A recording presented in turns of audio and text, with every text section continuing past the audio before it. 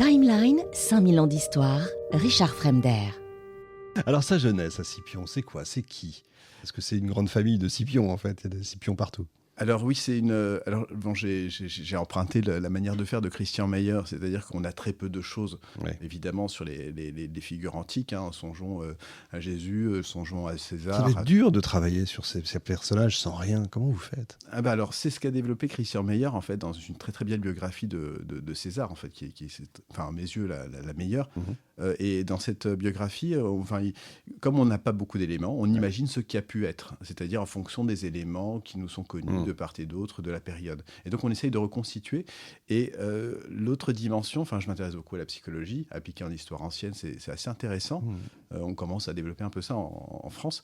Et c'est de partir de l'adulte pour essayer de remonter à l'enfance et de D'accord. se servir des éléments connus de l'enfance et de l'éducation pour essayer de restituer ce qui a pu se passer.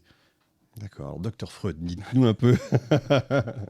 Dites-nous un peu quel a été son enseignement. C'était une grande famille. Est-ce que Alors oui, c'est une grande famille aristocratique, les Cornélii, d'après ce que l'on sait, c'est Henri Chéteau qui l'avait montré, en Étrurie, les Cornélii avaient beaucoup de liens avec l'Étrurie, ils étaient présents déjà à l'époque étrusque de Rome, c'est-à-dire à la fin de la royauté, au moins, donc c'est dire que c'est une grande famille. Ouais. Les Cornélii se sont beaucoup illustrés ensuite au IVe et au IIIe siècle. Au IVe siècle, parce qu'en fait, le dictateur Camille, qui avait affronté les Gaulois, vous savez, juste avant la prise de Rome par les Gaulois, c'est d'où la peur terrible des Romains, des Gaulois, il suffit de songer à Astérix. Les Cornélii étaient déjà présents. Donc, il y a un des Cornélii, un ancêtre de Scipion, et un auxiliaire du dictateur Camille qui va affronter les Gaulois. le fameux Vae Victis? C'est ça, exactement, tout à fait. Et ensuite, au IIIe siècle, les grands-parents de Scipion vont s'illustrer au cours de la Deuxième Guerre punique, ses oncles aussi. Et donc, on va trouver de tout, de très bons généraux et d'autres qui sont un peu plus timorés, disons. D'accord. Sa formation, on la connaît? On sait s'il a appris l'art de la guerre? Alors ça, c'est une question que je trouve assez intéressante, très intéressante en fait sur Rome, c'est l'éducation. Ouais. Aujourd'hui, on s'imagine que l'éducation a toujours été avec des notes, avec des sanctions, avec une volonté de rabaisser, de pousser à la compétition. À Rome, c'est totalement différent. Le mot pour éducation, c'est ludus, le jeu. Ouais. On apprend tout par le jeu, comme les animaux en fait. Les animaux apprennent à chasser, à combattre par le jeu. Et en fait, c'est comme ça que les enfants apprennent à Rome. Alors on apprend à lutter, on se bagarre, on se chamaille, on apprend la rhétorique, c'est-à-dire qu'on va écouter avec son père sur le forum de grands orateurs tenir des discours, déclamer des vers, et on apprend. Nos parents, nos grands-parents se consacrent en fait à notre éducation et finalement font enseigner l'histoire de la famille, qui est essentielle dans une famille aristocratique. On connaît d'abord l'histoire de sa famille, ensuite l'histoire de la République. Bien sûr. C'est le principe. Et c'est intemporel. Quelles que soient les sociétés, on retrouve ça, songeons au XVIIIe siècle en France, ouais. Ou songeons au Japon, bien en fait, une famille aristocratique connaît l'histoire de sa famille par cœur. Et de cette façon-là, les exemples anciens nous servent aussi de modèle éducatif. On doit reproduire ce qui était bon, un peu comme dans les villes Plutarque, et éviter ce qui est mauvais. Ah, d'accord. Et donc là, on sait, il a donc appris la guerre. Est-ce que c'est un peu comme au Moyen-Âge, c'est-à-dire qu'on s'entraîne? Oui. Oui, il y a un entraînement. Alors, il y a un entraînement militaire, tout à fait. On apprend l'équitation. En général, dans l'aristocratie, c'est évidemment plutôt l'équitation. Donc, il y a des espèces de carousels, en fait, pour enfants, qui sont des jeux troyens, comme on les appelait. Les Romains se disaient descendants des Troyens, vous savez. Et ils s'affrontaient comme ceci. Alors, ils apprenaient à obéir aux ordres, à charger en escadron. Ils apprenaient aussi la discipline, la solidarité aussi, quelles que soient les conditions de richesse. C'est ça, la République. C'est sans doute à ce moment-là que Scipion, quand il est enfant, il doit avoir une dizaine, une quinzaine d'années, qu'il rencontre son ami Laelius, qui va l'accompagner pendant toutes ses campagnes. Un petit peu comme Alexandre le Grand avec les dialogues. Exact. Et en fait, cette solidarité, ça prend dès l'enfance. On découvre des amis avec qui on va combattre plus tard sur le champ de bataille. Un frère d'armes, On apprend aussi le pancrace, la lutte pied-point, et puis le lancer de javelot, combattre au glaive, etc. Donc c'est toutes ces disciplines qui sont enseignées de manière ludique. Il faut s'occuper, donc on apprend. Ah, effectivement. Alors il y a le Scipion l'Africain dont on parle, qui n'est pas encore l'Africain, mais il y a un Scipion l'Africain, l'ancien aussi. Oui, alors l'ancien, c'est le vainqueur d'Hannibal, et puis Alors, l'ancien, c'est lui. Oui, c'est ça. D'accord. Ah, ok, très bien. Ça, Et, c'est pas évident. Oui, Ok. alors ça c'est compliqué. Alors je raconte pas pour le suivant, Scipion Émilien, c'est Oui, encore c'est plus ça. complexe. Parce qu'il y en a un aussi asiatique. Ah oui, tout à fait. Alors Ça- c'est le frère de Ils l'Africain. n'exagèrent pas du tout. Non, alors, Ils s'appellent tous Scipion, comme ça se pratique. alors quand j'explique ça aux étudiants, chaque fois c'est assez drôle parce qu'il faut vraiment faire un schéma, sinon on Ouais, ne comprend c'est pas ça. du tout l'arbre Ouais. généalogique.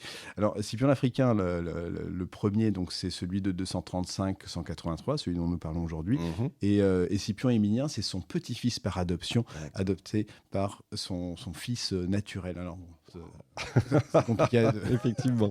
Donc, l'ancien. Donc, Voilà, ça, c'est c'est lui. ça. D'accord, ok, effectivement.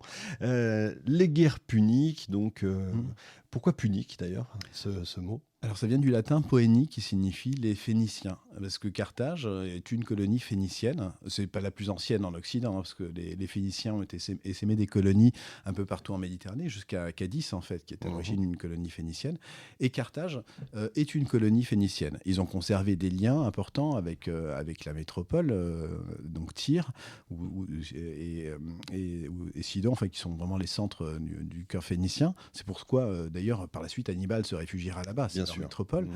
Et les Phéniciens ont comme tradition le commerce et les flottes de guerre. Donc C'est ça. ils sont une thalasocratie déjà. À chaque fois qu'ils sont punis, c'est les bateaux qui prennent. En C'est général, ça. ouais. Exactement. Et puis de cette façon-là, en fait, Carthage a pu connaître un enrichissement considérable entre sa fondation, le 9e siècle. D'accord. Il va côtoyer, donc il va partir à la guerre, Oui. hein, et il va côtoyer de près les batailles contre Hannibal. En fait, il va être déjà dans l'armée romaine. Tout à fait. Alors là, l'éducation se poursuit. Et c'est très intéressant, d'ailleurs, même dans notre conception de l'éducation, on peut y puiser un exemple intéressant. Les premiers affrontements débutent en 218. Alors, la raison, le casus belli, c'est que Sagonte, cité alliée de Rome, est assiégée par Hannibal. Hannibal reçoit un ultimatum pour cesser le siège, qui va durer près d'1 an. Hein, c'est un très Ça se long passe en siège. Italie, là. Alors, Sagonte, c'est en Espagne. En Espagne. En Espagne, c'est la limite de l'expansion carthaginoise D'accord, fixée oui, c'est par ça. les Romains, suite à un traité. On n'est pas certain qu'il ait existé ce traité, mais en tout cas, c'est ce que nous racontent les sources romaines. Donc, Hannibal dépasse cette limite, il prend la ville de Sagonte malgré les avertissements, la guerre est déclarée. 2 expéditions sont lancées. La première est dirigée par le père de Scipion, donc le futur africain, qui s'appelle aussi Publius Cornelius Scipion. Allez vous y retrouver après ça. Bon courage. Donc Publius Cornelius Scipion, le père, lance une expédition en direction de l'Espagne. Et la deuxième, menée par son collègue consul, ce sont les 2 consuls qui commandent les armées, Tiberius Sempronius, qui lance une expédition en fait en direction de Carthage. Donc là déjà, on a les 2 axes Faut essayer de le prendre en étau. voilà, qui vont être maintenus jusqu'à la fin de la Deuxième Guerre punique C'est d'ailleurs. ça, ouais. Donc Scipion n'a pas tout inventé, il faut le reconnaître. Et pendant que les Romains se dirigent vers Sagonte, par voie maritime, ils partent de Pise, etc., Hannibal franchit les Pyrénées, C'est ça. contourne les armées romaines, franchit le Rhône et s'apprête à franchir les Alpes. Et c'est au moment de franchir les Alpes, peut-être même les a-t-il déjà franchis à ce moment-là, les Romains s'aperçoivent, en faisant escale à Marseille, que les Carthaginois les ont contournés et qu'ils s'apprêtent donc à envahir l'Italie. Alors, évidemment, à ce moment-là, le Publius Cornelius Scipion, qui dirige le corps expéditionnaire, alors ils partent en famille. Hein. On a Publius Cornelius le père, Scipion le futur africain, qui est tout jeune, il a 17 ans, et l'oncle de Scipion. Le père et l'oncle sont de très très bons généraux. Hein. L'oncle a déjà combattu les Gaulois, ils ont une solide expérience militaire. Alors, Cnéus, donc l'oncle de Scipion, se dirige avec les troupes vers l'Espagne. Le plan est maintenu de ce point de vue-là, tandis que Publius, avec son fils, se dirige à la rencontre d'Hannibal au pied des Alpes. Ils veulent le recevoir en descendant. Ouais. Il lève des troupes assez fraîches. Et là, une première rencontre en hiver 218. Il fait froid, il gèle. Les Romains, en général, ne font pas la guerre en hiver. Ils prennent leur quartier d'hiver. Ils évitent les combats à ce moment-là. C'est ce qui est relativement sage. Hein. Là encore, une leçon pour le présent. Ouais. Et puis, c'est une défaite. À la bataille du Tessin, premier affrontement, c'est une défaite. Publius, le consul, manque d'être tué en tombant de cheval. On nous dit que c'est Scipion l'Africain qui le sauve. Mais enfin, ça, C'est pour la peut-être en légende. douter, ouais. Il était sans doute présent, mais peut-être n'a-t-il pas sauvé son père, on n'en sait rien. Et deuxième affrontement, la Trébie. Et cette fois-ci, c'est une défaite sanglante pour les Romains. Ils sont vaincus par Hannibal, pris en étau. Les troupes sont presque anéanties. Et une troisième défaite en 217, Trasimène. Celle-ci est sans doute l'une des plus tragiques, traumatiques, véritablement. C'est 25 000 morts en 2-3 heures. Hein. C'est une défaite, pas de prisonniers. Tombe, ouais. Voilà. Les Romains ne sont même pas prisonniers, ils sont exécutés purement et simplement. Tandis que les Italiens, eux, sont relâchés.